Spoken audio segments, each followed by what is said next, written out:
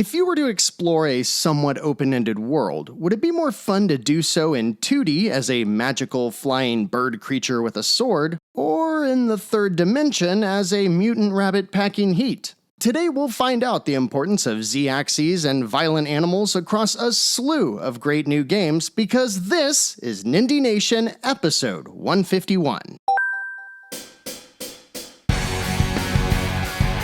Greetings, citizens! I'm Jeff, and today we've got 26 brand new Nindies to check out, all of which are releasing through July 17th. And if you're a fan of hacking and slashing, well, just you wait, because you'll be hacking and slashing your butt off this week. If that sounds good, toss us a like, subscribe to the channel, follow us on Twitter, and come hang out on Discord. Now, since we didn't have an episode last week as I was on vacation, before we get into the new releases, let's see what we missed over the past week. These are the notable Nindies that released since episode 150. Hey, shout out to Qbyte and Pico Interactive because they keep buying up the rights to long-forgotten games and making them accessible again. And I dig that. Zero Tolerance was a marvel of technology when it released for the Sega Genesis, as it was one of the only first-person shooters to grace the 16-bit generation. Granted, it does so in a window roughly a third the size of the screen, and you're at a weird perspective where you seem to be about as tall as everyone else's knees, but hey, if you want to see a game that truly pushed the limits of blast processing, you can do so for $9.99. Evil Twin Artworks and GMG Publishing released The Galactic Junkers for $16.99. This is a comedic take on a space captain on the run where the action plays out via turn-based space battles. However, it also includes salvaging and a simulation system where you recruit a team who you must keep happy and, alive. There aren't any reviews out there yet, but I dig the vibe here and I'm interested to see more. And Nindy newcomers House of Pandas released Super Duck. Super Duck! And while it's little more than a duck-themed clone of Lemmings, it's only $4. Lemmings is cool, ducks are cool, space is cool, so maybe this is cool too. Otherwise, East Asia Soft released a mascot platformer called Quintus and the Absent Truth, and Whitethorn Digital dropped a beekeeping simulator called Apico, but I wasn't really seeing anything else of note. If I missed something, or if there's some kind of incredible bee-banging minigame in Apico I need to know about, tell me down in the comments. And with that out of the way, my friends, let's set our sights on the 26 new releases hitting the Nintendo Switch through Sunday, July 17th. On Tuesday the 12th, we see the showdown mentioned in this episode's opening, so let's see who comes out on top, shall we? Krut, the Mythic Wings is a 2D action platformer with a heavy focus on combat that's published by Blowfish Studios for $9.99. Based on Southeast Asian lore, you play as a bird warrior equipped with a magical sword that makes hacking and slashing look slick and fun. Blowfish has published a couple decent titles that we've covered before, and the game is, quote, planned and designed by Pixel Perfects who made Earth Atlantis, which I happen to have quite the soft spot for. It speaks to me the way games like Foregone and Nite did, looking like a fun, lower-budget, potentially janky romp, so I'm mostly on board. I'm just a little bit concerned about the game being developed by a company out of Thailand called Good Job Multimedia, and besides being an SEO nightmare to research, they don't seem to have any qualifications that say they're game developers. But maybe I'm wrong. Or maybe that's just a poor description between the whole planning and design versus actual development statements. Either way, stop by Nindies at Night this Thursday and we'll see for ourselves. And the game I'm most excited for this week was quite the sleeper hit when it released on other platformers last September. Developed by Thai Games, a newer studio based out of Shanghai, Forged in Shadow Torch, or F.I.S.T, is the kind of gaming comfort food I absolutely love. It's a Metroidvania with all kinds of badass weaponry set in a dark futuristic world that gives me major Shadow Complex vibes. There's plenty of reviews to say that it absolutely delivers on the premise of wreck and shop as a bunny with an axe to grind, too. After a robotic invasion, you set out to topple an evil corporation using a bombastic arm cannon of death that gains new abilities to assist with traversal, discovery, and general blow-uppery, just as you'd expect from games of this genre. It's no slouch either, looking visually stunning and offering over a dozen hours of gameplay. It launches with a 10% discount for $26.99, and my only real concern here, and I'm guessing you know where I'm going, is that the game just looks way too good for the Switch. Hopefully the game is actually optimized for the platform and not just set to a resolution of 7:4, but just like Krut, I'm hoping we can check this one out on stream to see for ourselves. I'm keeping my fingers crossed because if all goes well, I can't wait to be I'm looking forward to this game. But that's not all, because Half Past Yellow makes their Switch debut alongside one of my favorite Nindie publishers, Merge Games, when they released Time on Frog Island with a 20% discount for $19.99. Featured in the latest Indie World presentation, this puzzle adventure was described as yet another cozy game. And like so many great indie titles, it combines a bunch of gameplay elements into something that helps set it apart from the crowd. After being shipwrecked on an island, you must figure out how to get home, and that's where the puzzle adventure aspect comes from. However, it also includes an intricate system of trading among the island's amphibian inhabitants, as well as fishing, farming, and crafting systems that can be explored at your own pace as you learn more about the sandbox environment you've found yourself stuck in. There's a lot of good stuff here that I bet a lot of you are gonna dig, so let me know if you plan to spend the next week meeting your new froggy friends. And then Lone Wolf Technologies, who, to my surprise, is not the name of a shady cybersecurity company from a Tom Clancy movie, drops Mira, a Bird's Flight for $4.99. The entire description reads, Play as a bird, avoid traps, over 46 levels, and a final boss to beat. Phew! Hope you guys took a break after all that hard promotional work. Psh, if I were Nitten, the game's solo developer, I'd be asking for my money back, because this chill yet slightly haunting game about 2D flight actually looks kinda cool.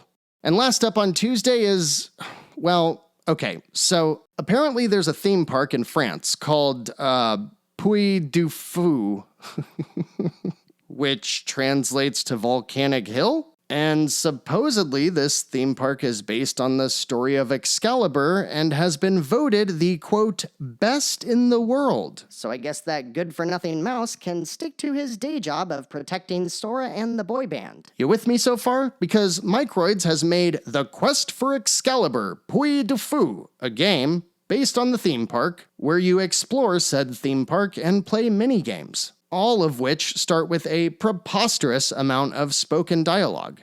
And it's $30. So basically, it's the epitome of Wii-era shovelware. One game drops on Wednesday the 13th, but boy, is it a big one. Naoka Games and East Asia Soft deliver Rayland for $4.99, and are you ready for this?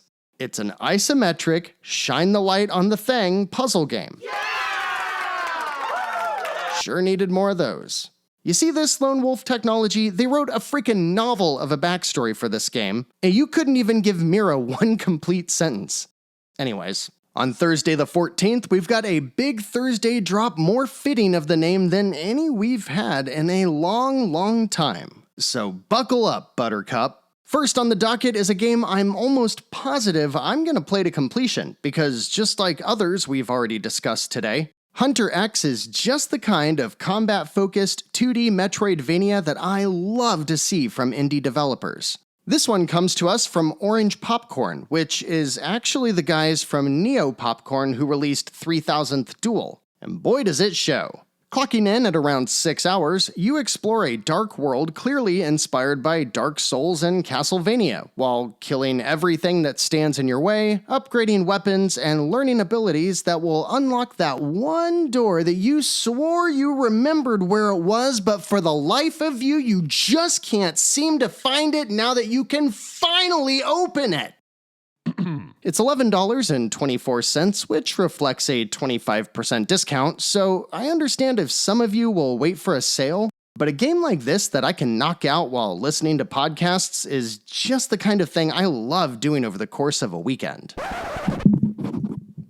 Oh, and a quick update after playing it for about 2 hours, this game is 3000th Duel. It's just faster, smarter, and with all the fat trimmed off. I'm really enjoying it. And then we've got a game by Undercoders, whose title Super Epic I recently finished playing and really liked. Superola Champion Edition is, for lack of a better description, weird as Okie dokie. You play as a llama, a running theme for Undercoders it seems. And for the most part, it appears to be an auto runner, but it's laced with tons of mini-games and references to all kinds of retro games. You beat up the car from Street Fighter 2. Oh my god. You buy items from the Wonder Boy pig. You play rock, paper, scissors against a knight in a hot dog suit.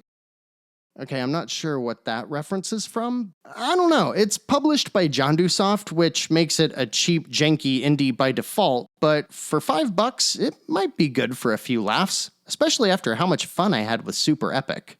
Something I can never grasp with indie games is when they're made with so much love and care, but are then given a seemingly impossible name to not only pronounce, but also to remember how to spell. Dark Des Labs, who released Drongen a couple years ago, is porting their 2017 PC game this week, and it's called, Zerthos, the Heir of Thunder. Just like pronouncing its name, it's also very hard to know what this game is thanks to a worthless description. Thankfully, a Steam commenter said it is a 2D isometric old school techno fantasy styled top-down shooter. Which, yeah, that's what it looks like. I actually dig the game's vibe, and for $4.99, it looks like a fun little romp. Unfortunately, it received mixed at best reviews on PC, and in my limited research, I couldn't really find any real praise from any outlets. Over the last few years, Chinese studio Tipswork has been toiling away at a mobile 3D Souls-like that's seen pretty good reviews. This week with Eureka Studio, they port Pascal's Wager Definitive Edition with a bunch of previously released DLC for $19.99. Now on mobile, it stands out thanks to deep combat and gorgeous dark fantasy visuals. On PC and Xbox, where it's been for a couple years now, however, there's a lot more competition, so it's not as highly praised, but it still looks like a fun time going out and mastering the varied combat from all 5 different characters. $20 is a bit steep in my opinion, but maybe we'll take a look at it when it goes on sale. And Chorus Worldwide Games is a publisher I've come to know for their cheaper, action-packed games that deliver an arcade-like experience without breaking the bank. Games like Space Moth, Speed Limit, and one of my favorites of last year, Rising Hell, are all great examples of that. This week they're branching out into something completely different with the first in a new series of pixelated sci-fi pulp fiction adventure games, it's a mouthful, with Mothman 1966 for $8.99. It looks like a gritty detective story that relies on graphics that you'd see from 80s PC games, and the whole vibe is pretty cool. If you happen to be looking for a new adventure series to get into, Mothman might be a good fit if you want to get in on the ground floor of something new. And a publisher I'm not sure if we should cover because I can't figure out how big they are is the fairly new team at Hakama! based in Japan. They've worked on titles like Dragon Marked for Death and a couple of the Rune Factory games, but I like what I'm seeing coming out of this week's release, so we're going to spend a second or two touching on Worth Life! which launches for $19.99. It's a 2D mix of action RPG and life simulation with artwork that looks like a slightly upgraded version of a cheap mobile game. Sorry guys, I just call it like I see it. The combat parts, though, look traditional and fun, and then in between exploring and battling, you visit your town where you'll build it from the ground up, including farming, crafting, and building relationships with the townsfolk. Plus, there's over 30 different characters you can play as, so there's a lot of variety here, and from what I can tell, it seems like a pretty fun time. And from the team that does not fear spaces in between words, Steel Art Software releases their 3rd game for the Switch after the spooky Welcome to Handwell and the super cool Gray Skies based on the War of the Worlds. As a sequel to Gray Skies, Darker Skies takes the same third-person, over-the-shoulder combat that should be familiar to fans of Resident Evil 4, and goes deeper into the M-rated world of monsters and aliens in the aftermath of the invasion from Gray Skies. And on the Switch, it looks stunning, and if it delivers a similar experience to its predecessor, should be a pretty good time. The only caveat here is that you can regularly get the other games they make for $3 or $4, so if the initial asking price of $17.99 is a bit too much to chew on, consider waiting for a sale. The English team at Wasabi Play is porting last year's wholesome yet eerie adventure game alongside Ash Games! as they release Grobot for $19.99. As stated in its description, the game is clearly inspired by Mechanarium, and according to reviews, as long as you're into this type of puzzle adventure, you're probably gonna dig this one too. The music and artwork have both won awards, and while we've seen a lot of games centered around the whole cute robot rebuilding society in a post-human world, there's still a lot to like in this one. If you recall, a couple years ago, Nintendo published a little game called Part-Time UFO, which was all about the UFO crane machines that are all the rage in Japan. Oddly enough, this week, Vivi Labo! releases Super UFO Fighter, which turns that premise into a one-on-one fighting game. And while it looks visually identical, I don't see anything stating the same developers are involved, which is weird, because it looks almost identical. It's published by Phoenix, who have a knack for weird but fun Japanese games, and for $9.59, I think it looks fun.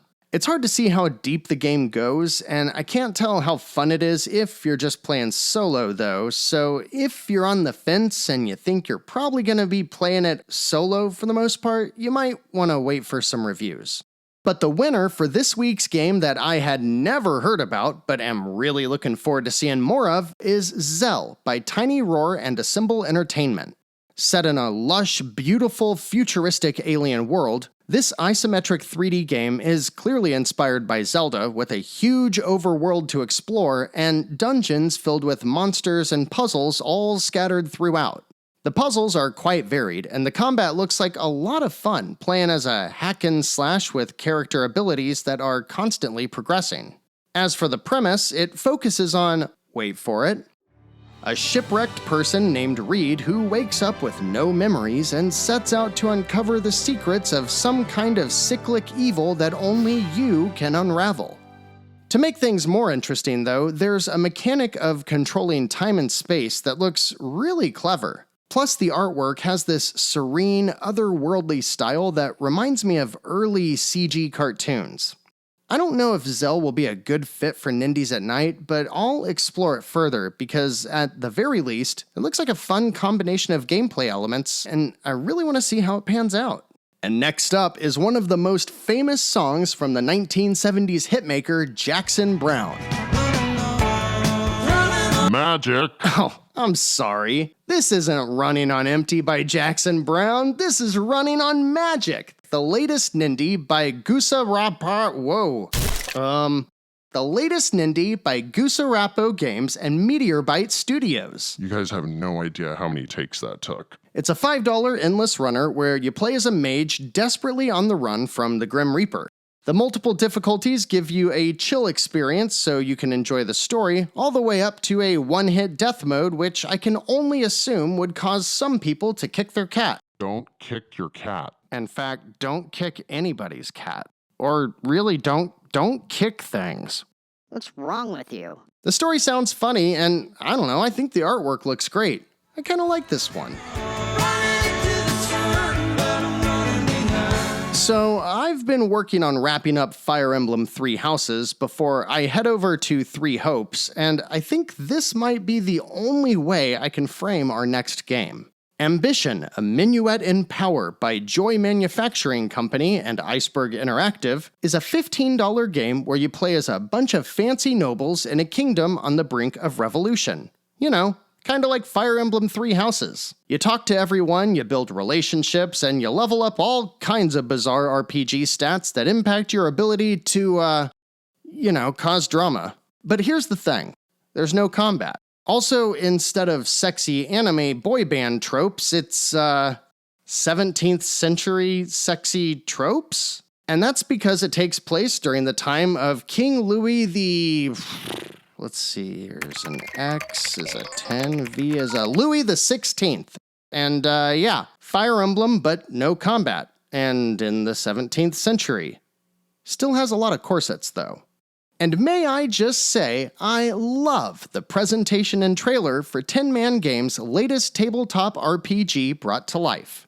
Table of Tales, The Crooked Crown is an $18 pirate-themed adventure with... I mean, look at this. Am I crazy for thinking this is a really cool way to present a tabletop game? There's a fully voiced dungeon master who tells the narrative, turn-based combat featuring dice, cards, and 40 different types of enemies, and then there's a bunch of other bullet points that sound like things you'd probably want if you were looking for a digital version of your favorite solo hobby. If the reviews for their past releases are any indication, this should be a really solid release. And then we've got, Jujubee is a pretty decent developer. The Real Politics series is at least solid, but I don't know if they can't read the room or if I'm just pissed because here they are releasing a game about spying in a Russian submarine when Advance Wars Reboot Camp is right there. It's right there.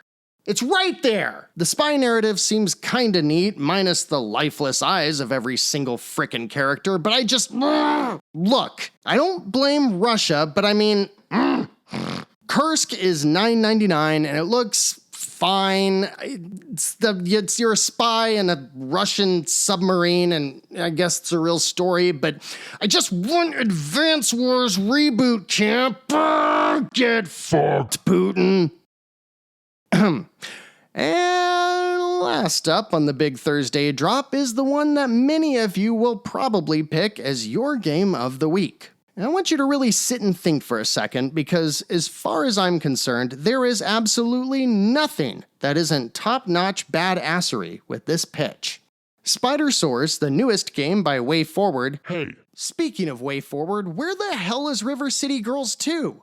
Anyways, it's a two-player Contra-inspired run-and-gun with a Saturday morning cartoon style where you hunt down spider-dinosaur hybrids. Sounds great, right? I'm in. My only concern here is that for $20, you're getting 6 run-and-gun levels, and while they say you can get other weapons and abilities, it seems like it's a pretty arcade-focused affair. That said, I've played through Shredder's Revenge no less than 20 times, so I'll be all about it. Let me know what you think, and if you're even remotely as hyped as I am, we'll try to check it out on Nindies at night. And now we set our sights on Friday, where the hits keep coming and they don't stop coming. Did I just accidentally smash mouth?